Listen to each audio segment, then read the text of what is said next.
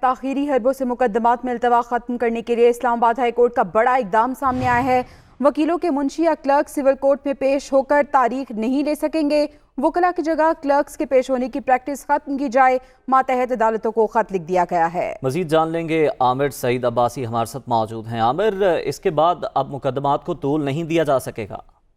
جی بالکل، اسلام آباد high court نے جو عدالتوں میں تاخیری حربے استعمال کیے جاتے تھے سینئر وکلاء اور قانونی جو ایکسپرٹ ہیں ان کی بجائے جب کلرکس یا منشی جب تاریخیں لے لیتے تھے تو اس سے مقدمات غیر ضروری التوا کا شکار ہو رہے تھے، اور اسی بات کا نوٹس کیا اسلام آباد ہائی کورٹ کی جو ممبر انسپیکشن ٹیم ہے انہوں نے، اور یہی ہوا کہ اس پہ باقاعدہ نوٹیفیکیشن جاری کر دیا ہے اور یہ کہا ہے کہ غیر ضروری جو تاخیری حربے استعمال کیے جاتے ہیں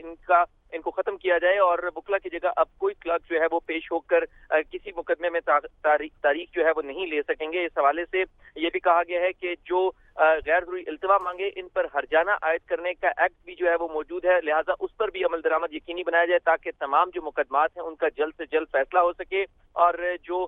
لینڈ لٹیگیشن کاسٹ ایکٹ ہے